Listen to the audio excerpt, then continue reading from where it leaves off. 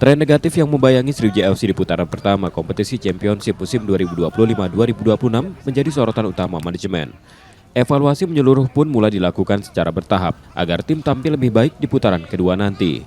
Manajemen juga menyiapkan langkah konkret dengan membidik beberapa pemain baru termasuk rencana menambah amunisi asing di lini belakang dan depan.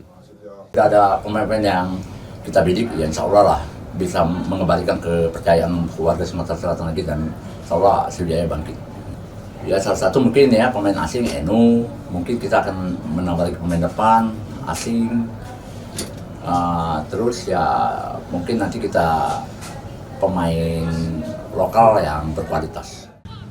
Pembenahan itu diharapkan mampu mengangkat kembali performa Laskar Wongkito agar tak semakin terpuruk di sisa musim.